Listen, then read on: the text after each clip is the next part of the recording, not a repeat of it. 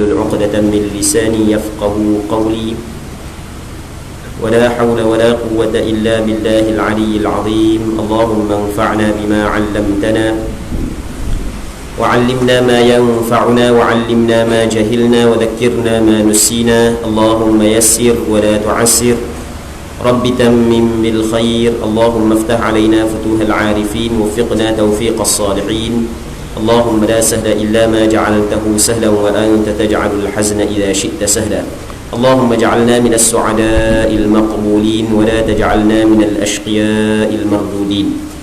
InsyaAllah kita sambung balik pengajian kitab Al-Adhkar An-Nawawiyah yang dikarang dan disusun oleh Imam Nawawi rahimahullah subhanahu wa ta'ala wa nafa'ana Allah bi'ulumihi fid darain amin. Kita muka surat 19 hadis yang ke-16. Kata Imam Nawawi rahimahullah subhanahu wa ta'ala, telah kami riwayatkan juga daripada Juwairiyah Ummul Mukminin radhiyallahu ta'ala anha. Jadi Juwairiyah adalah seorang sahabat Nabi sallallahu alaihi wasallam, sahabiyah lah. Dan dalam masa yang sama dia adalah isteri Nabi sallallahu alaihi wasallam. Dia asal Juwairiyah ni adalah seorang hamba abdi. Dia jadi hamba kerana dia ditawang oleh orang Islam dalam peperangan yang dikenali sebagai peperangan Banil Mustaliq. Jadi dia ditawang. Jadi Juwairiyah ni, dipendekkan cerita, Nabi sallallahu alaihi wasallam tebuh dia, lepas tu Rasulullah sallallahu alaihi wasallam nikah dengan dia. Okey, asal nama Juwairiyah bukan Juwairiyah, asal nama dia Barrah. Barrah. Tapi Rasulullah sallallahu alaihi wasallam tukar kepada Juwairiyah. Kerana kadang-kadang nama seseorang tu makna dia dak comel. Barrah ni asal makna kebaikan. Tapi kadang-kadang kita letak makna kebaikan, kalau orang tanya dah Barrah ada dak rumah? Tak ada. Jadi tak ada kebaikan. Jadi situ pula nampak dak comel. Jadi sebab tu Nabi sallallahu alaihi wasallam tukar. Dan banyak nama-nama sahabat Nabi tukar. Ada nama yang pada zahirnya kufur, Rasulullah tukar.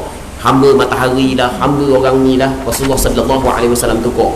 Sebab itulah kata ulama, ketika mana nama kita dak comel lah, maksud dia dak comel, maka comel kita tukar nama kepada nama yang lain. Kadang-kadang orang tua-tua dulu dia tak tahu benda. Dia tak tahu benda, nak tak nama anak nama benda, dia tak ikut dang je. Dia tak ikut dang je. Tengok anak bola molek, dia tak nama bulat tak setarang.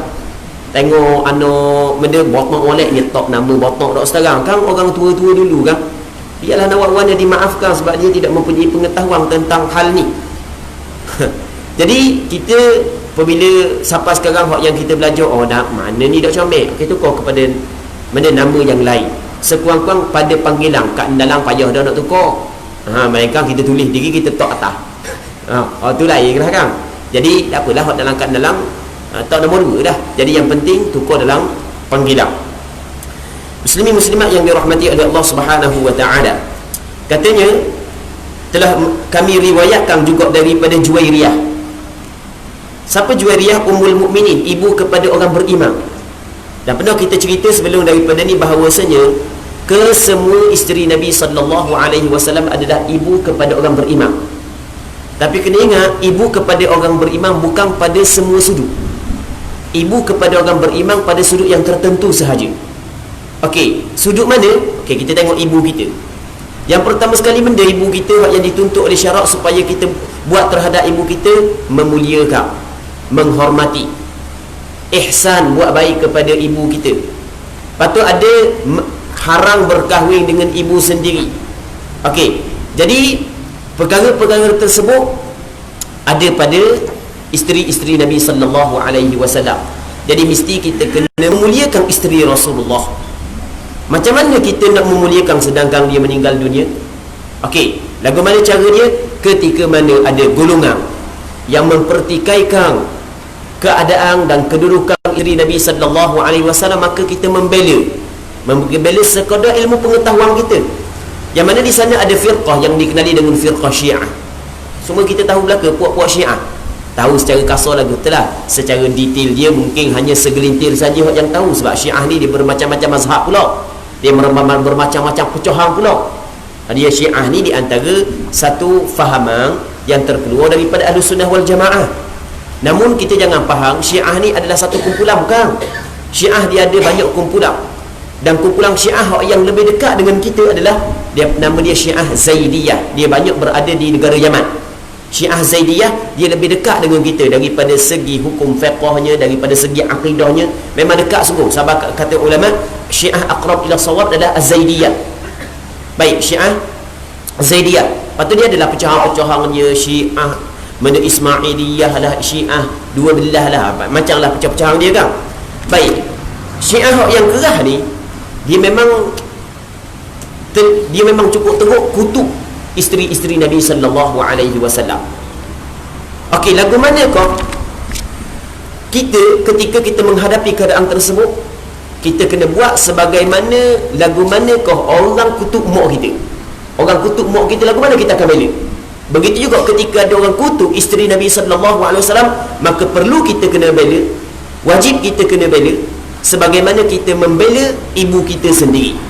Sebab isteri Nabi sallallahu alaihi wasallam adalah ibu kepada orang beriman.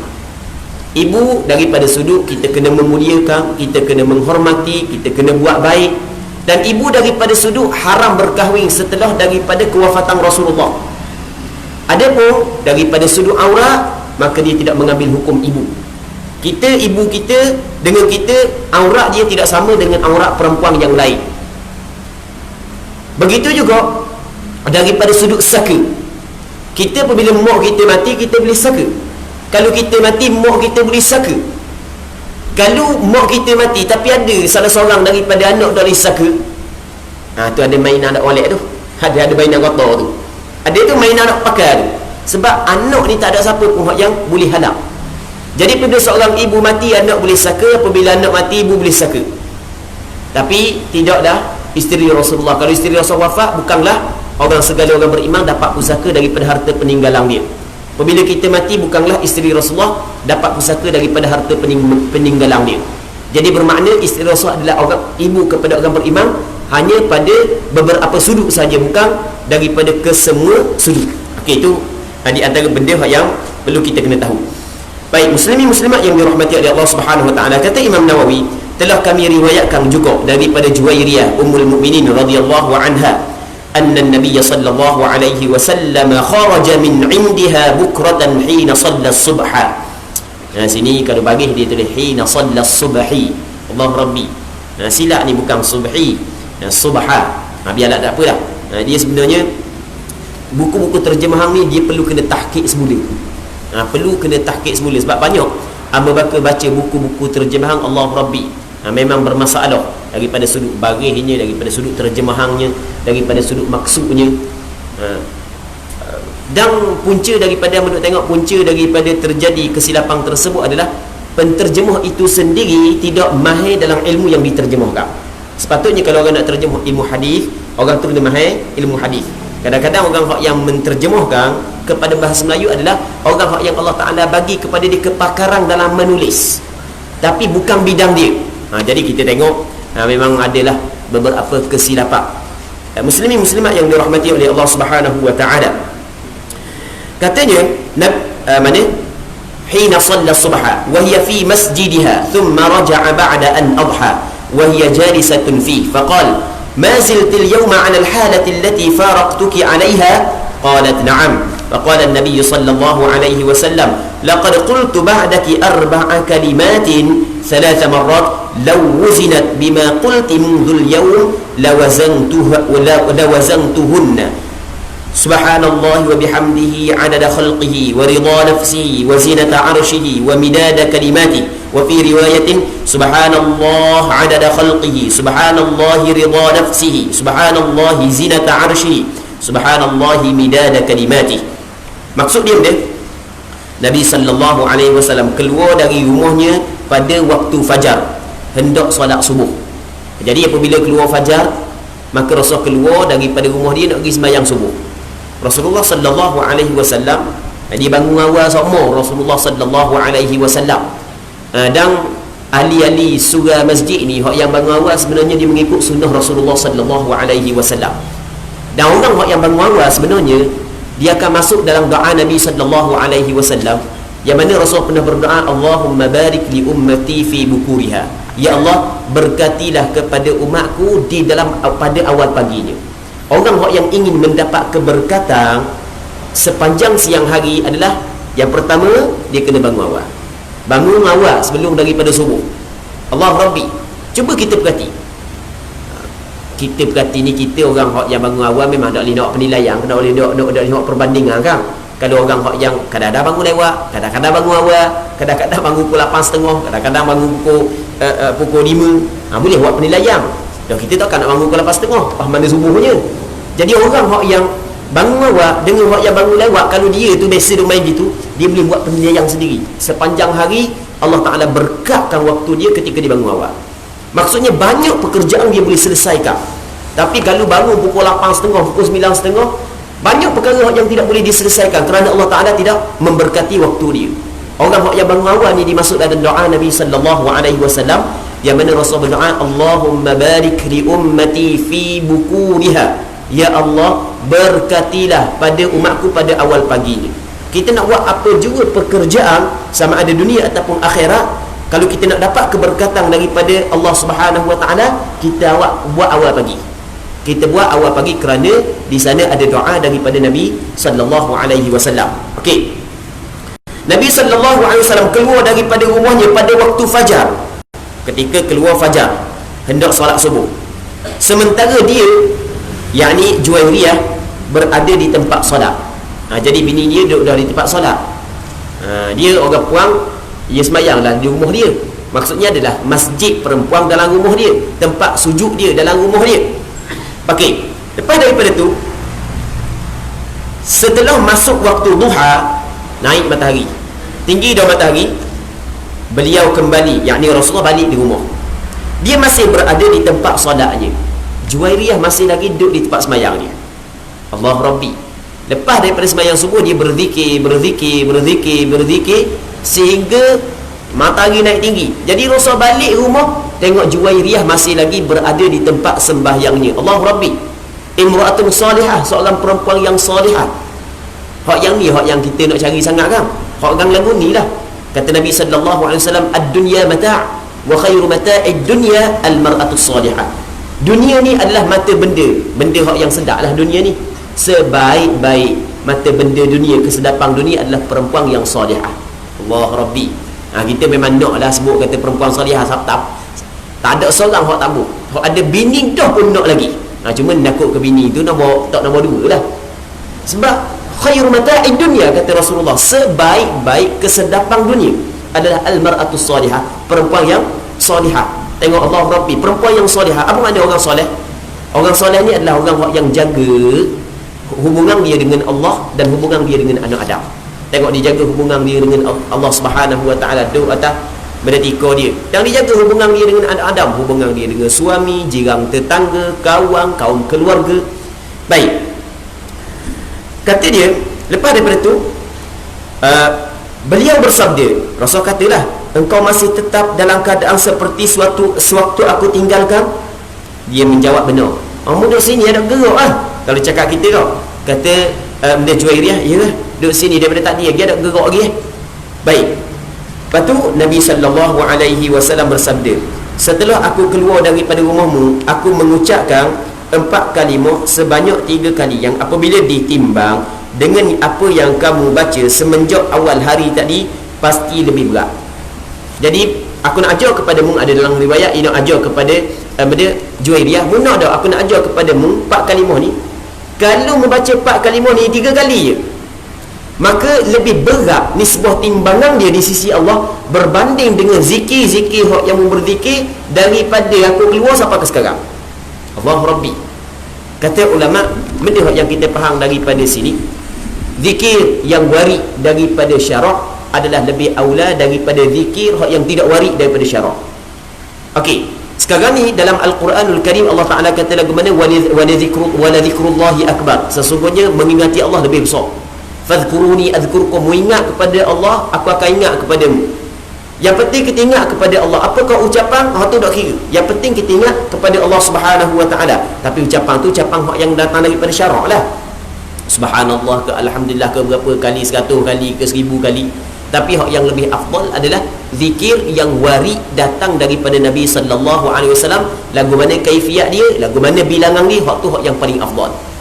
Sepanjang Juwairiyah isteri Nabi sallallahu alaihi wasallam radhiyallahu anha berzikir start daripada dia sembahyang subuh sehingga naik matahari tinggi, sepanjang tu masih lagi dikirakan ringan dengan zikir yang Rasulullah sallallahu alaihi wasallam nak ajar kepada dia ni. Mana zikir yang Rasulullah sallallahu alaihi wasallam nak ajar kepada dia? Okey ni kata Rasulullah. Membaca ni. Subhanallahi wa bihamdihi adada khalqi wa ridha nafsi wa zinata arshi wa midada kalimati. Subhanallah wa bihamdi. Atau kita ingat dah. Subhanallah wa bihamdi. Lepas tu adada khalqi wa ridha nafsi wa zinata arshi wa midada kalimati. Subhanallah, maha suci Allah. Subhanallah, ucapan subhanallah adalah ucapan yang mana seorang hamba apabila dia mengucapkan perkataan tersebut sebenarnya dia telah membersihkan, menyucikan Allah Ta'ala daripada segala kekurangan. Wa bihamdih, dengan memuji Allah. Ucapan wa bihamdih adalah ucapan yang diucapkan oleh hamba, yang mana ucapan tersebut sebenarnya dia telah menyabitkan kepada Allah segala kesempurnaan, menafikan kekurangan dan menyabitkan kesempurnaan. Sebenarnya itu adalah hakikat mentauhidkan Allah Subhanahu Wa Taala. Ketika kita mentauhidkan Allah, kita beriktikad Allah Subhanahu Wa Taala adalah Tuhan yang layak disembah dengan sebenar-benarnya, dengan makna dia, dengan makna pada Allah Subhanahu Wa Taala sedikit pun tidak ada kekurangan, dengan makna Allah Taala adalah yang paling sempurna. Allah Rabbi. Jadi ketika kita ucap subhanallah wa bihamdi, maka dalam ucapan tersebut ada penafian kekurangan daripada Allah dan ada pengisbatan terhadap kesempurnaan kepada Allah Subhanahu Wa Taala. Subhanallahi wa bihamdi. Dan sebelum daripada ni, bulan lepas kita cerita dah, ucapan subhanallah wa bihamdi adalah kalimah yang amat disukai oleh Allah Subhanahu Wa Taala. Sehingga Nabi sallallahu alaihi wasallam menyebut dalam hadis yang diriwayatkan oleh Imam Bukhari dan Muslim, kalimatani khafifatani 'ala al-lisani habibatani ila ar-rahmani thaqilatani fil mizan subhanallahi wa bihamdi. Kalimatan, dua kalimah, khafifatani 'ala al-lisan, cukup ringan, mudah lidah nak sebut, bukan berat. Ringan lidah nak sebut. Dia kadang-kadang ada juga perkataan Arab berat kita nak sebut. Tak percaya masa kita baca Quran tau. Ada ayat mudah je kita sebut kan. Ada ayat gitu rasa belik lidah. Rasa ada ayat, rasa Allah mana payah nak sebut Dia cakap nak ulang.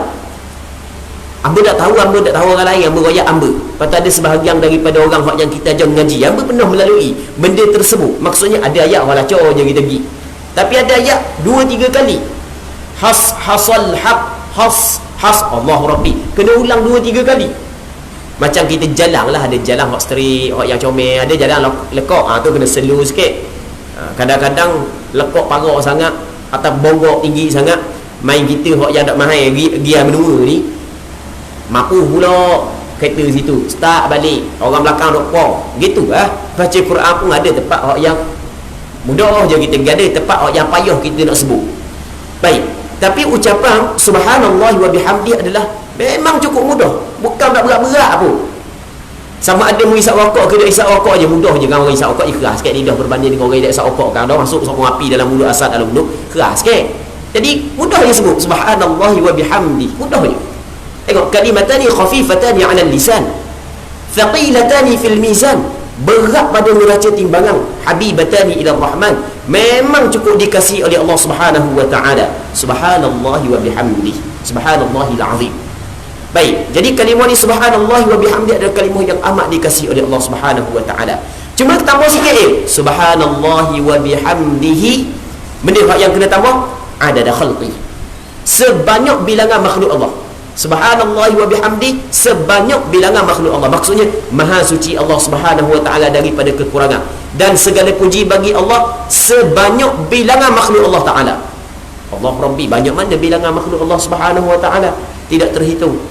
Wa ma ya'lamu junuda rabbika illahu, tidak mengetahui tentera Allah Ta'ala, mereka Allah Ta'ala sendiri.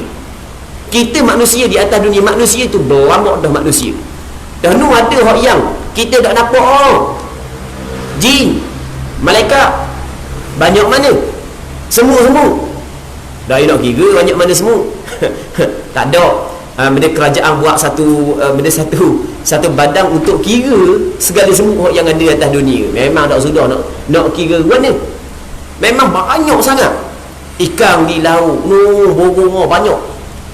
Setiap layang ni daun setiap titisan hujan tu adalah makhluk Allah Subhanahu wa taala. Setiap biji batu-batu yang berada di pantai tu semuanya makhluk Allah Subhanahu wa taala, biji pasir. Dan kita mengucap subhanallahi wa bihamdi sebanyak bilangan tersebut. Allah Rabbi subhanallahi wa bihamdi adada khalqi. Itu yang pertama. Yang keduanya adalah subhanallahi wa bihamdihi adada khalqi wa ridha nafsihi. Dan Allah Subhanahu wa taala redha sebanyak bilangan redha Allah Ta'ala kepada makhluknya. Banyaklah yang makhluk yang Allah Ta'ala redha. Di antaranya para nabi, orang-orang soleh, orang-orang yang baik. Itu termasuk dalam golongan orang yang Allah Subhanahu wa Ta'ala redha. Seterusnya wazinata arsyih, dan seberat arash Allah Ta'ala. Allah Rabbi, berat arash Allah Ta'ala. Kita pada hari ni kita tidak tahu berat mana arash Allah Ta'ala, malaikat Allah Ta'ala sendiri yang mengetahui. Arash Allah Ta'ala besar tak besar adalah, kata Nabi SAW dalam satu hadis, dia ada kursi Allah. Kursi Allah Subhanahu wa Ta'ala nak banding dengan arash adalah seperti sebentuk cincin berada di satu padang yang cukup luas. Langit bumi, seluas langit bumi ni, seluas langit bumi, kalau nak banding dengan kursi adalah seperti sebentuk cincin yang berada di padang yang luas. Okey, gitulah luasnya arash Allah Subhanahu wa Ta'ala. Allah Rabbi. Tak perlulah kita kata suti masjid ni kita nak akak benda kita kata sekeping ni, yang separuh ni rasa tak orang. Kalau kita nak timbang berat mana separuh ni start daripada atas langit sampai ke dalam bumi, tak orang kita tak tahu berat mana. Banyak ni memang kita tak tahu berat mana. Ni seluruh benda 7 petala langit dan 7 petala bumi, kalau nak banting dengan kursi Allah Ta'ala, besarnya kursi sebagaimana sebentuk cincin yang berada di satu padang yang cukup luas. Besarnya kursi. Tapi kursi dengan arash lebih besar arash Allah Subhanahu wa Ta'ala lagi. Okey, subhanallahi wa bihamdi, maha suci Allah Subhanahu wa Ta'ala, aku memuji Allah Subhanahu wa Ta'ala seberat arash Allah Subhanahu wa Ta'ala. Kedua. Yang ketiga, yang keempatnya wa midada kalimati, dan sebilangan kalimah-kalimah Allah Subhanahu wa Ta'ala. Allah Rabbi, kalimah Allah Ta'ala tidak boleh nak dibilangkan. Sehingga kan dalam Al-Quranul Karim Allah Subhanahu wa Ta'ala berfirman, "Law kana al-bahru midadan li kalimati rabbi lanafida al-bahru qabla an tanfada kalimati rabbi walau ji'na bimithlihi mada." Allah Ta'ala kata sekiranya lautan dijadikan dakwah untuk menulis kalimah Allah Subhanahu wa Ta'ala, kering laut dulu sebelum daripada siap nak tulis kalimah Allah Subhanahu wa Ta'ala. Walaupun Allah Ta'ala datangkan beberapa laut setelah daripada kering laut ni, masih lagi belum dapat menulis kalimah Allah Subhanahu wa Ta'ala. Allah Rabbi, banyak luas dalamnya kalimah Allah Subhanahu wa Ta'ala. Begitulah kita minta daripada Allah, kita bertasbih dan bertahmid kepada Allah Subhanahu wa Ta'ala. Allah Rabbi, besarnya ganjarannya. Subhanallah wa bihamdi adada khalqih wa ridha nafsih wa zinata arshih wa midada kalimati. Kita kalau kita nak amal belaka hak yang disebut dalam kitab ni, hak yang datang daripada Rasul, memang kita tidak sempat kalau nak amal belaka. Cuma hak yang sebaik-baiknya benda adalah macam hak yang Imam Nawawi nasihat kita sebelum daripada ni, apabila kita dengar satu kelebihan bagi satu amalan, kita beramal walaupun sekali, agar kita termasuk di dalam kumpulan amalan tersebut walaupun sekali. Lepas tu cuma hak yang kita nak buat wirid harian, kita tengok mana hak yang kecenderungan hati kita, hak yang mana boleh kita istiqamah, hak yang mana boleh kita jaga. Kerana kata Nabi SAW, ahabbul a'mali ila Allah adwamuha wa inqal. Sekasih-kasih amalan kepada Allah Subhanahu wa Ta'ala adalah benda hak yang dilakukan secara berterusan walaupun sikit. Yang penting kita buat secara berterusan. Hak yang semua hak yang kita dengar kat hadis-hadis, kita amal walaupun sekali, supaya kita termasuk dalam ahli bagi amalan tersebut. Ya, setiap amalan ni ada ahli dia. Supaya kita masuk dalam ahli kepada amalan tersebut. Kita daftar masuk pertubuhan dia. Masuk pertubuhan dia. Tapi bukan pertubuhan dunia ni, pertubuhan ni. Benda zikir. Jadi supaya kita termasuk dalam ahli dia. Lepas tu hak yang kita nak buat amal secara berterusan, kita pilihlah mana hak yang kita rasa senang. Maksudnya hak yang boleh kita buat secara berterusan. Jadi kadang-kadang masa tengah semangat ni habis nak buat belaka. 4 hari je. Lepas daripada tu tinggal pula. Tu tak kena lah. Cara dia adalah kena buat secara berterusan, kerana kata Nabi sallallahu alaihi wasallam, ahabbul a'mali ila Allah adwamuha wa in qal. Amalan yang paling Allah Taala kasih, yang dilakukan oleh anak Adam, adalah benda yang dibuat secara berterusan walaupun sikit. Okey. Cuma ada riwayat yang kedua, kata Imam Nawawi, adalah subhanallah adada khalqi, subhanallah ridha nafsi, subhanallah zinata arshi, subhanallah midada kalimati. Ada penambahan subhanallah setiap ucapan tersebut. Jadi ada 2 riwayat. Boleh kita amal kedua-dua riwayat. Allah Rabbi, muslimin muslimat yang dirahmati oleh Allah Subhanahu wa taala. Seterusnya kata, telah kami riwayatkan dalam kitab At-Tirmidzi dengan lafaz, ala u'allimuki kalimatin taqulinaha subhanallahi adada khalqihi, subhanallahi adada khalqi, subhanallahi adada khalqi, subhanallahi ridha nafsi, subhanallahi ridha nafsi, subhanallahi ridha nafsi, subhanallahi zinata arshi, subhanallahi zinata arshi, subhanallahi zinata arshi, subhanallahi midada kalimati, subhanallahi midada kalimati, subhanallahi midada kalimati. Kita nak buat panjang, sebenarnya pendek je. Subhanallah kita ingat dah kedah. Subhanallah. Hak tadi ada wa bihamdi, hak ni tak ada wa bihamdi. Cuma kena ingat benda.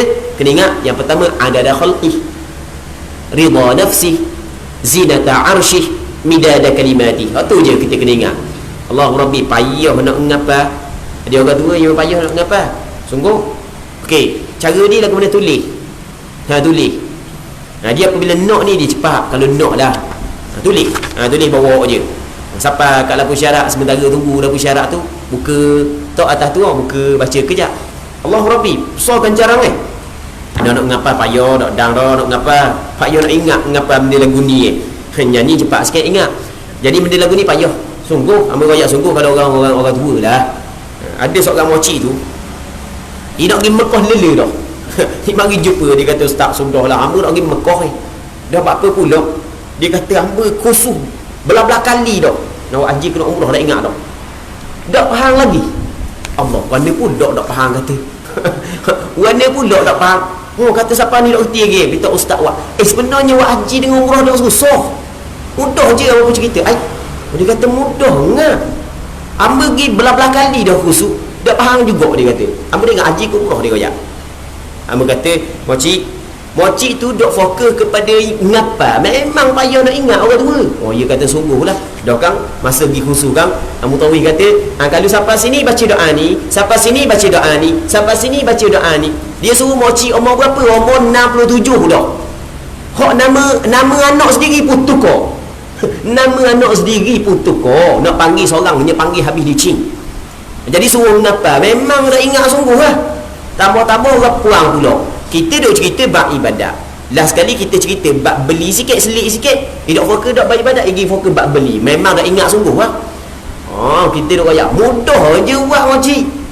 Umrah kejap je dah paling minit kita kebal siap lalu dah. Okey, kita pergi Madinah dulu biasa. Kita tanya makcik pergi Mekah ke Madinah. Ustaz, kamu pergi Madinah. Okey, pergi Madinah dulu. Madinah dah buat umrah makcik. Dia macam biasa je. Kita cerita mudah je. Kata nanti lepas daripada tunggu Madinah, kita pakai kain semayang kita, orang bawa ke bawah. Lepas tu siapa ke Bir Ali. Bir Ali warna pula tak payah ingat makcik. Nama tepat tak payah ngapa. Nama tu tak perlu ngapa.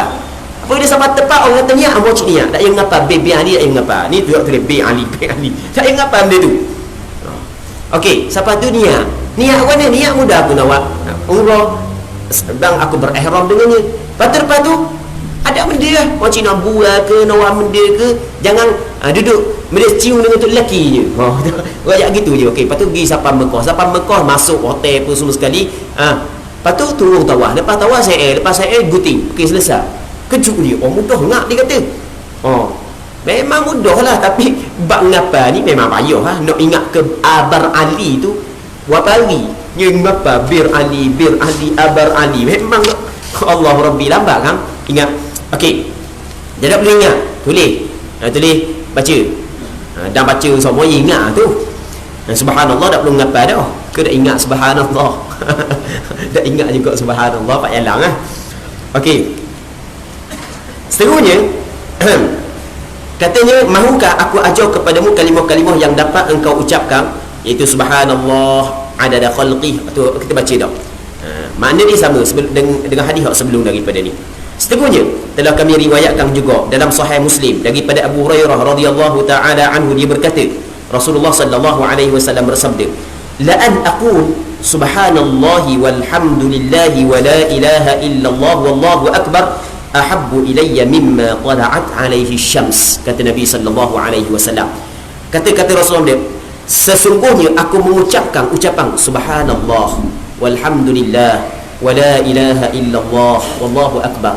Kalau ni kita ingat belaka, cuma kita nak tahu kelebihan pula. Aku ucap perkataan ni, mana dia maha suci Allah, segala puji bagi Allah, tidak ada Tuhan yang patut disembah selain daripada Allah, dan Allah maha besar, adalah lebih aku sukai daripada dunia yang terbit padanya matahari.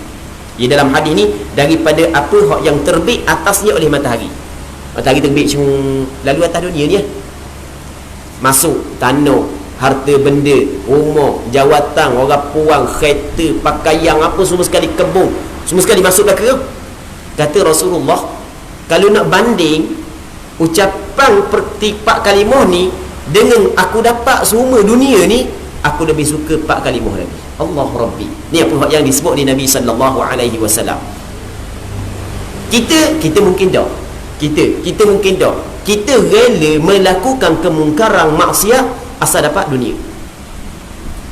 Asal dapat dunia, dah kira lah. Yang penting dapat aku. Yang penting dapat aku. Rasuah ke, tak rasuah ke, nombor 2. Tapi tidak dengan orang yang mempunyai cahaya di dalam hati. Rasulullah pasti orang yang hati dia terang benderang, orang yang mempunyai cahaya yang cukup terang dalam hati, sehingga ucapan subhanallah, alhamdulillah, la ilaha illallah, Allahu akbar adalah lebih disukai oleh Nabi sallallahu alaihi wasallam berbanding dengan dunia dan isinya. Sebab dia jadi lagu tu kerana dia bukan hanya melihat kepada dunia, tapi dia melihat kepada akhirat. Kita milik banyak ni, semua sekali kita milik. Katakanlah habis atas dunia kita milik belaka, kita gaja dunia, katakanlah berapa tahun kita gaja dunia. Okey, bagilah panjang umur, tak 200 tahun. Dah lepas daripada tu, tinggal kau orang ambil licin. Lepas tu pergi ke negeri akhirat. Ada tak benda? Tak ada dah. Jadi benda yang ada di atas dunia ni habis, binasa, kita tinggal belaka. Hak yang kekalnya ni di akhirat. Sebab itulah kata Rasulullah sallallahu alaihi wasallam, 4 kalimah ni lebih aku suka berbanding dengan dunia dan isinya, kerana dunia dan isinya hanya sementara, manakala pahala 4 kalimah ni adalah berkekalan di negeri yang kekal abadi. Dia benda ni sama dengan hadis Nabi sallallahu alaihi wasallam menyebut, raka'atul fajri khairum minad dunya wa ma fiha. 2 rakaat sunat fajar, sunat subuh adalah lebih baik daripada dunia dan isinya, kerana dunia dan isinya sementara je. Kaya mana pun orang, hebat mana pun kedudukan dia, apa semua sekali, sekejap je, sepanjang tempoh umur hidup dia je. Kalau dia mati, kalau dia buat kebaikan, ada tinggal kebaikan lah, manfaat kepada orang yang hidup atas dunia, sekurang-kurangnya orang ingat aje nama dia. Tapi kalau buat jahat, sampai ke mati pun orang kata. Dah kalau orang ingat nama dia, kalau orang dok berdoa, orang dok istighfar, tak ada benda pun, tak boleh benda pun dia. Tak ada benda pun. Ingat dia sebut je nama orang tu. Doa pun tak. Memang sekolah belajar sama cerita hantu roh, hang jebak, hang tu hang ni. Lepas tu doa dak ke dia? Doa saja je. Dia orang hidup ataupun orang mati dapat mengambil manfaat daripada orang hidup, doa, istighfar dan bersedekah. Kalau hanya baca sejarah je hebat, tapi doa sikit pun tidak memberi manfaat kepada orang yang meninggal dunia. Allah Rabbi, hebat lagu mana orang tu memiliki dunia tapi hanya sepanjang hidup dia. Di akhirat tak ada dah, tinggal belaka dah. Yauma la yanfa'u malun wala banun, pada hari yang tidak memberi manfaat harta benda dan anak pinak, illa man atallaha biqalbin salim, melainkan mereka yang datang bertemu dengan Allah dalam hati yang selamat. Sebab terasa pak perkara ni lebih aku kasih berbanding dengan dunia dan isinya. Kerana dunia bersifat sementara, akhirat kekal abadi. Wa inna daral akhirata lahiyal hayawan. Sesungguhnya negeri akhirat ialah kehidupan yang hakiki. Dunia hanya bersifat sementara. Muslimin muslimat yang dirahmati oleh Allah Subhanahu wa taala. Di dunia ni semua kita tahu kan, dia tidak ada nilai di sisi Allah walaupun sedikit. Sehingga kan kata Nabi sallallahu alaihi wasallam dalam hadis yang sahih yang diriwayat oleh Imam Tirmizi, kata Rasulullah sallallahu alaihi wasallam, la law kanat ad-dunya ta'dilu 'inda Allah janaha ba'udah ma saqa kafiran minha syarbata ma. Kata Nabi sallallahu alaihi wasallam, andai kata dunia ni ada nilai di sisi Allah seberat sayap nyamuk. Nyamuk ada takak seekor, cabut sayap. Lepas tu pergi timbang di atas relo. Atas cari dacinya. Pinjam kedai-kedai mana sekejap pinjam. Kalau dak urut nak kat seorang, sewa belah. Bawa pagi timbang tau. Okey, sayap nyamuk. Kalau sekiranya dunia ada kemuliaan di sisi Allah walaupun seberat sayap nyamuk, maka Allah Ta'ala tidak akan bagi kepada orang kafir walaupun seteguk air. Oleh kerana dunia ni tidak ada nilai di sisi Allah, sebab tu orang kafir di atas dunia senang. Sedangkan tidak ada dah maksiat yang paling besar melainkan maksiat syirik kepada Allah. Kita tengok orang Islam tu berzina, orang Islam tu merampok, orang Islam tu mencuri, bunuh orang. Tahu tak sebenarnya dosa tu tak besar lagi berbanding dengan syirik kepada Allah Subhanahu wa taala. Tak ada dosa yang paling besar melainkan seseorang hamba Allah melakukan syirik kepada Allah sedangkan Allah Taala menciptakan dia. Kita kalau kita tengok orang syirik biasa je, tapi kalau orang yang curi teruk sangat dah kalau kita katakan. Memang benda tu jahat, bukan kita nak banding di antara baik dengan jahat ni, bukan.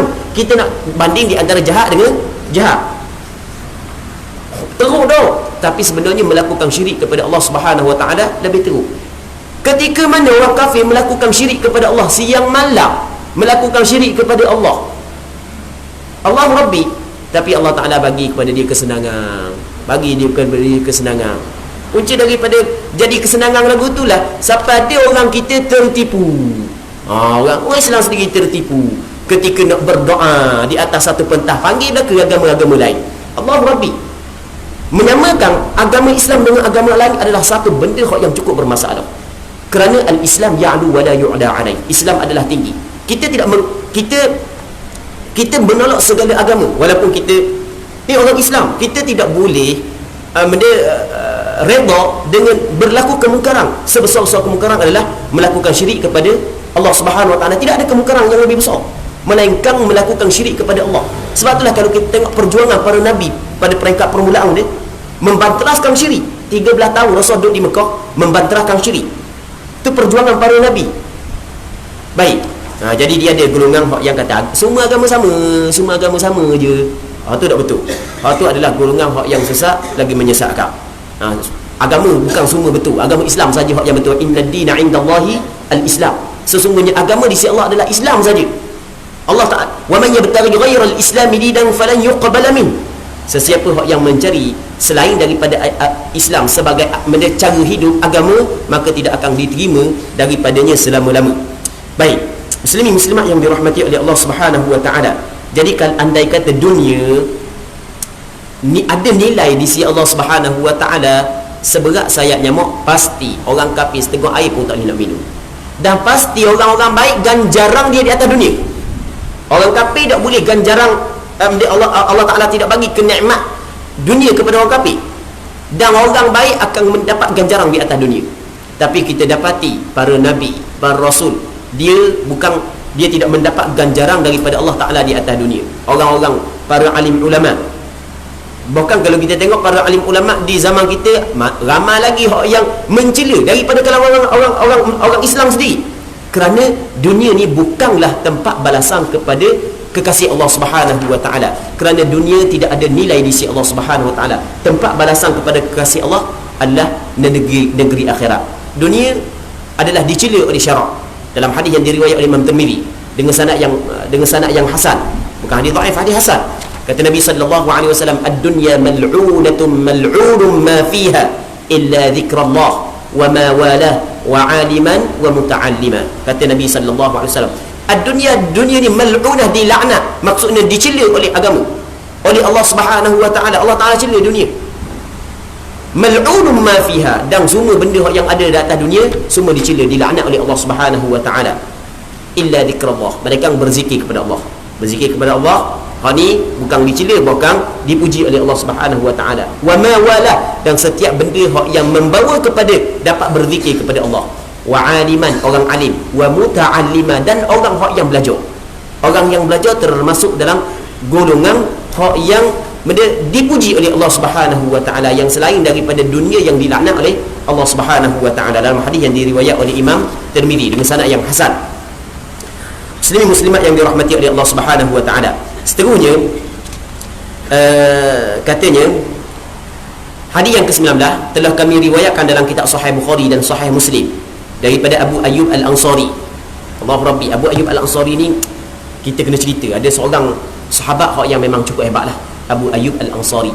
Abu Ayyub Al-Ansari, kubur dia di mana sekarang ni? Kubur dia di Turki, di Istanbul. Kubur dia di Turki.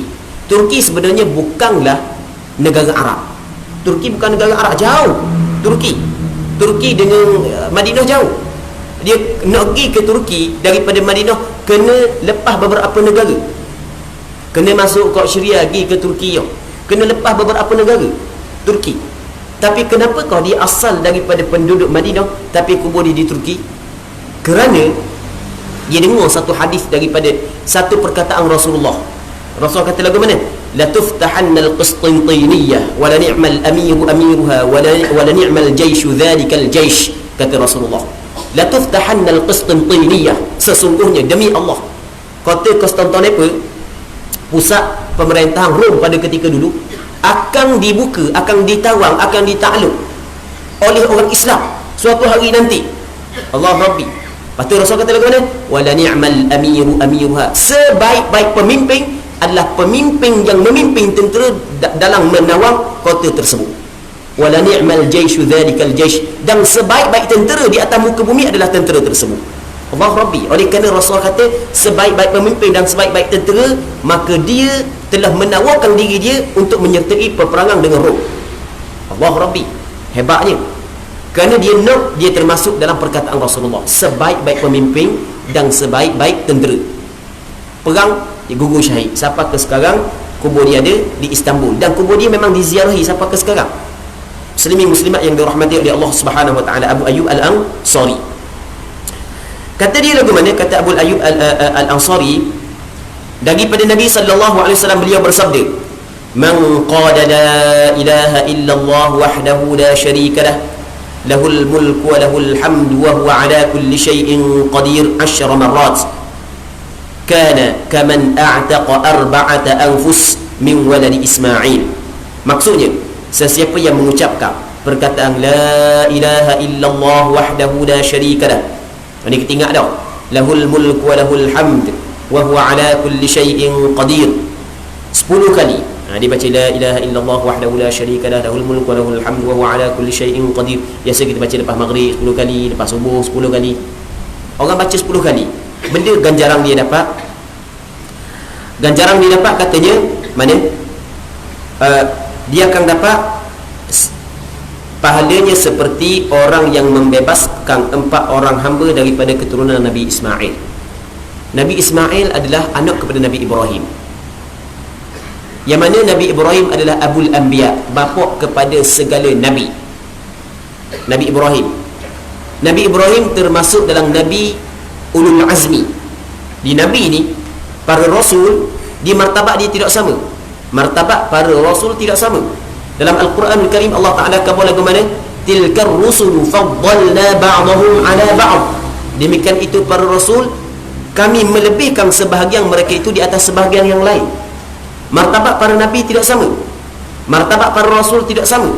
Ada Rasul yang dikenali sebagai Ulul Azmi, orang yang cukup kuat kesabaran dia di dalam menghadapi ujian Allah Subhanahu wa taala. 5 orang yang dikenali dengan Ulul Azmi: Nabi Muhammad, Nabi Ibrahim, Nabi Musa, Nabi Isa, Nabi Nuh. Nabi Ibrahim adalah yang kedua selepas daripada Nabi Muhammad. Sepakat ulama, sebagaimana yang disebut oleh Imam Ibnu Katsir dalam kitab tafsir. Nabi Ibrahim adalah Nabi yang kedua selepas daripada Nabi Muhammad. Maksudnya nisbah kelebihan dia. Nabi Ibrahim ada dua orang anak. Anak yang pertama Nabi Ismail, daripada isteri dia, daripada gundik dia Siti Hajar. Anak yang kedua adalah Nabi Ishaq, daripada isteri dia Sarah. Baik, Nabi Ismail, daripada keturunan Nabi Ismail lahirnya daripada Nabi Muhammad sallallahu alaihi wasallam. Jadi keturunan Nabi Ismail bermakna adalah keturunan Nabi Ibrahim, keturunan para nabi, para rasul. Maka dia mempunyai kedudukan yang mulia. Sebab keturunan para nabi, keturunan para rasul. Okey, andai kata ada anak cucu Nabi Ismail menjadi hamba, maka orang yang memerdekakan anak cucu Nabi Ismail kerana melihat kepada kemuliaan toki dia, maka pasti mendapat ganjaran yang cukup tinggi di sisi Allah Subhanahu wa taala. Orang yang mengucap subhanallah, la ilaha illallah wahdahu la syarika lah, lahul mulku wa lahul hamdu wa huwa ala kulli syai'in qadir, 10 kali ganjaran dia seperti mana dia memerdekakan 4 orang hamba daripada anak Nabi Ismail alaihi salam. Kita pada hari ini muslimin muslimat yang dirahmati oleh Allah Subhanahu wa taala, kita tidak dapat melakukan suatu ibadat yang dapat dilakukan oleh ramai di kalangan sahabat dulu.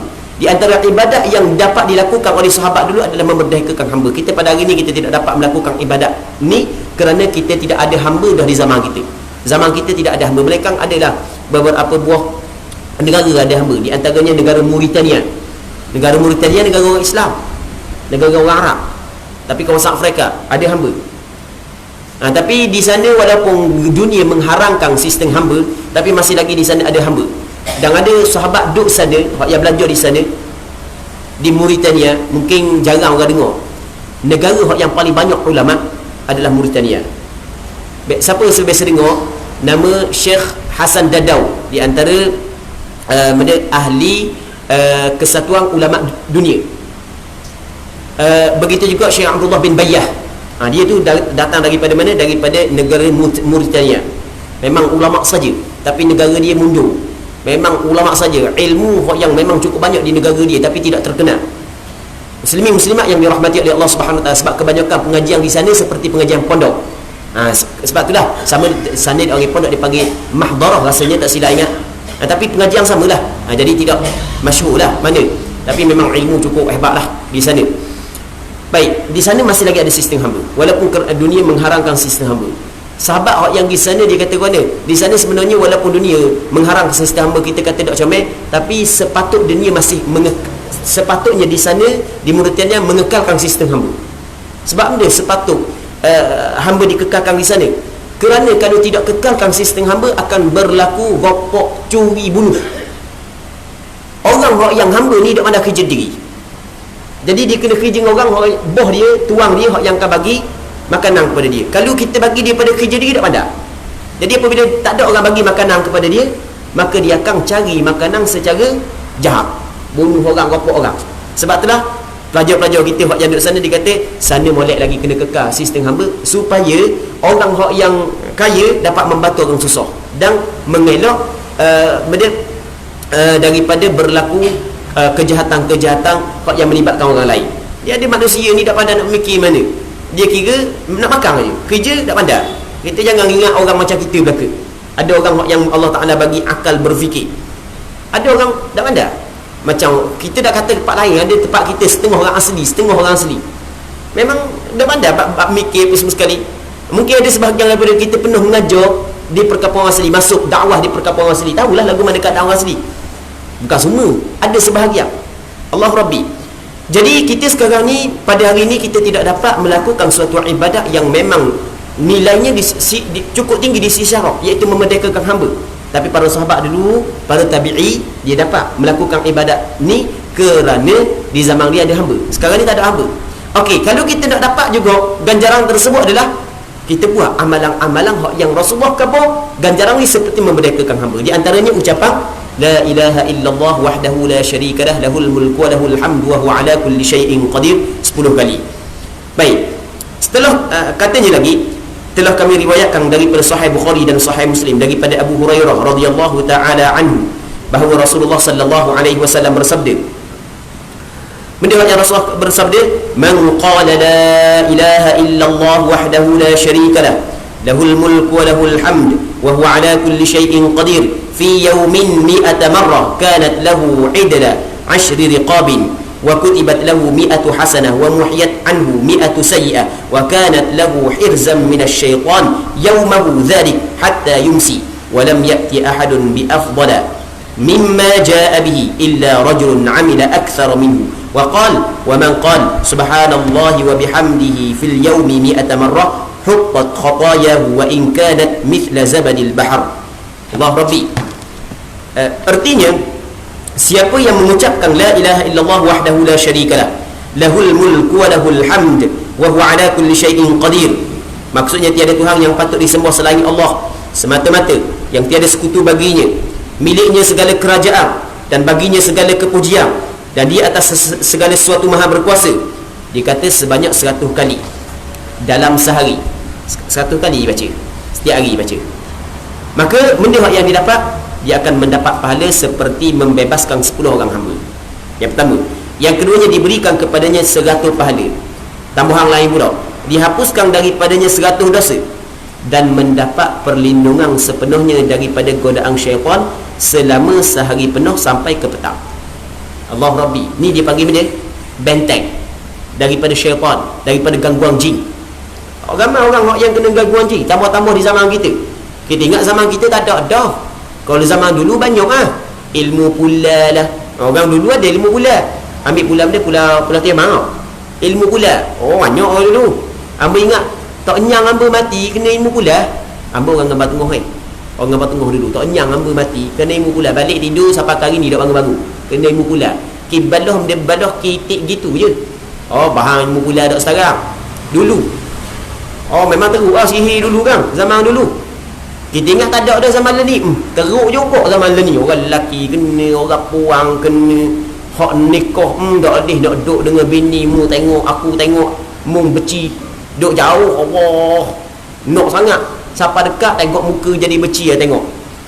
Gangguan jin, gangguan syaitan. Okey, di antara pelindung yang diajar oleh Nabi sallallahu alaihi wasallam, baca doa ni, baca tasbih ni. Dia akan menjadi hirs, pelindung sepanjang hari tersebut daripada gangguan jin dan syaitan. Baca 100 kali. La ilaha illallah wahdahu la syarika lah, lahul mulku wa lahul hamdu wa huwa ala kulli syai'in qadir. Baca 100 kali. Tu di antara benda yang akan menjadi pelindung kita. Allah Ta'ala bagi kepada kita pelindung daripada perkara-perkara tersebut, gangguan jin dan syaitan. Dalam hadis yang diriwayat oleh Imam Bukhari dan Muslim, bukan hadis palsu, hadis sahih, hadis muttafaqun alaih yang diriwayat oleh Imam Bukhari dan Muslim. Okey, maksud dia benda lagi dan mendapat perlindungan sepenuhnya daripada godaan syaitan selama sehari penuh sampai ke petang. Tidak ada orang yang dapat melakukannya yang lebih baik dari itu kecuali orang yang mengucapkan lebih banyak. Hari itu dia orang paling baik sekali. Itu maksud dia, orang paling baik sekali pada hari itu. Tapi kalau orang buat lebih banyak daripada dia, orang tu buat 200 kali, orang tu lebih baik lagi. Dia buat 100 kali je, orang buat 200 kali, lebih baik lagi lah. Baginda juga bersabda, sesiapa yang mengucapkan subhanallah wa bihamdih, maha suci Allah dan segala puji baginya, dalam sehari sebanyak 100 kali, maka dosanya akan dihapuskan walau sebanyak buih di lautan. Allah Rabbi. Tapi kena ingat, dosa kecil saja, bukan dosa besar. Dosa besar menurut pandangan majoriti ulama mesti kena bertaubat. Banyak mana dosa dia, walaupun sebanyak buih yang berada di lautan, tapi kalau dibaca subhanallah wa bihamdi, Allah Ta'ala akan ampun dosa dia. Tapi kalau dosa besar, mesti kena bertaubat menurut pandangan majoriti ulama, mesti kena bertaubat. Muslimin muslimat yang dirahmati oleh Allah Subhanahu wa Ta'ala, lepas daripada ni kita akan tengok banyak lagi zikir yang mana Rasul kabur kelebihan dia. Kalau kita fikir kenapa tu Rasul kabur kelebihan dia, Rasul suruh kita buat serta dikabur kelebihan, kerana memang jiwa anak Adam, jiwa kita akan rasa rajin nak buat kalau kita tahu kelebihan. Sama juga kita rajin nak buat kalau sekiranya kita tahu ada benda yang menyusahkan kita kalau kita tinggal. Kita pada hari ni buat apa? Orang Melayu kita bangkit isu Aisyah.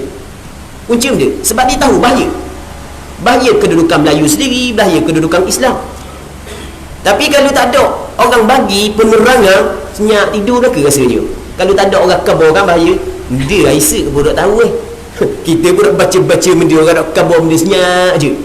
Orang nak wak-wak je lah. Yang penting boleh pitih kita je hari ni. Memang kita tak tahu. Tapi apabila orang khabar bahaya dia gini, bahaya orang Melayu sendiri, Islam sendiri gini, sekian-sekian, pakak-pakik belakang dah. Nabi pernah kat lagi 8 bulan kat lagi. Kan sebab kita tahu ada benda yang menyusahkan kita. Sebab itulah penting targhib dan tarhib. Targhib ni kita menggemukkan sesuatu amalan dengan kita khabar tentang kelebihan dia, benda yang kita dapat. Dan penting juga targhib, menggengungkan. Kalau nak buat gini, kalau buat gini jadi gini. Sebab itulah kalau kita tengok dalam hadis ke dalam Al-Quran dipanggil ada ayat targhib dan ada ayat tarhib. Begitu juga dalam hadis ada hadis targhib dan ada hadis tarhib. Kerana nak goncang hati. Malas nak buat, khabar ada kelebihan sikit, rajin sikit buat. Cuma mungkin buat 2 hari, lepas tu berhenti pula. Kita rasa dia dah kan gitu kan. Tak apalah. Yang penting kita buat dah 2 hari. Itu yang penting. Yang penting kita buat kebaikan. Muslimin muslimat yang dirahmati oleh Allah Subhanahu wa taala. Setengahnya kata dia, telah kami riwayatkan dalam Sahih Muslim daripada Sa'ad bin Abi Waqqas. Sa'ad bin Abi Waqqas seorang sahabat yang patutlah kita kena baca sejarah dia. Sa'ad bin Abi Waqqas adalah seorang sahabat yang dijamin syurga oleh Nabi sallallahu alaihi wasallam. Rasulullah jamin syurga Sa'ad bin Abi Waqqas. Sa'ad bin Abi Waqqas adalah sahabat yang mustajab doa. Mustajab doa. Zaman pemerintahan Sayyidina Umar berlaku peperangan yang besar. Tapi dak menang lagi. Orang pun tak khabar. Apa dak lantik Sa'ad bin Abi Waqqas menjadi ketua perang? Kerana dia adalah orang yang mustajab doa. Orang yang Rasulullah jamin syurga. Baru Sayyidina Umar teringat, lantik dia menjadi ketua perang. Akhirnya mendapat kemenangan yang besar. Sa'ad bin Abi Waqqas radhiyallahu taala anhu. Sa'ad bin Abi Waqqas penuh Rasul kata lagu benar, bi abi anta wa ummi ya Sa'ad. Rasul kata aku tebuskan mu wahai Sa'ad dengan pok aku dengan mak aku. Sehingga kan Sa'ad bin Abi Waqqas apabila Rasul kata lagu tu dia memang cukup gembira dengan perkataan tersebut. Dia kata Rasul tak pernah pun kata kepada siapa pun bi abi anta wa ummi melainkan kepada aku. Tapi sebenarnya ada lagi kepada sahabat yang lain. Kata Sa'ad bin Abi Waqqas, irmi ya Sa'ad bi abi anta wa ummi. Panah wahai Sa'ad, aku tebuskan, aku sanggup tebuhkan mu wahai mak Sa'ad dengan ayah dan mak aku. Sa'ad bin Abi Waqqas radhiyallahu ta'ala an. Okey, kata Sa'ad bin Abi Waqqas, kunna 'inda Rasulillah sallallahu alaihi wasallam faqala ay'jizu ahadukum an yaksiba fi yawmin 1000 hasanah fasalahu sa'ilun min judasa'i kaifa yaksibu ahaduna 1000 hasanah qala yusabbihu 100 tasbihah fatuktabu lahu 1000 hasanah aw tuhattu anhu 1000 khati'ah. Kami sedang duduk bersama dengan Rasulullah. Kemudian baginda bersabda, apakah salah seorang daripada kamu tidak mampu mendapatkan 1000 pahala setiap hari? Kami duduk bersama Rasulullah. Rasul kata, puak-puakmu ni, cakap kita puak-puakmu ni tak mampu ke untuk memperolehi 1000 kebaikan setiap hari? Lalu tu seorang daripada yang duduk bertanya, bagaimana mungkin salah seorang daripada kami mendapatkan 1000 pahala setiap hari? Setiap harinya Rasulullah bagi dia menjawab, bertasbihlah 100 kali akan mendapat 1000 pahala atau dihapuskan 1000 dosa. Bertasbih subhanallah 100 kali, maka dia dapat 1000 pahala. Sebab satu tasbih diganda sekurang-kurangnya 10. 100 kali 10, 1000. Dan Allah Ta'ala hapuskan kesalahan sebanyak 1000. Dalam hadis yang diriwayat oleh Imam Muslim dalam kitab sahihnya. Okey, kita kena berhenti situ dululah. Boleh tuan haji ya? Boleh dah. Kita berhenti situ, kita berdoa kepada Allah Subhanahu wa taala. Ni kita belajar ni dipanggil usaha daripada kita di antara usaha. Tapi di samping kita berusaha, kita kena berdoa. Kita kena berdoa agar Allah Ta'ala memberi kekuatan kepada kita untuk amalkan apa yang kita belajar sekurang-kurangnya walaupun sekali, agar kita termasuk dalam kumpulan amalan tersebut.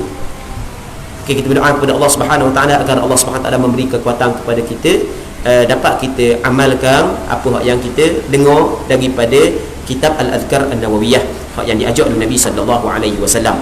Allahumma amin.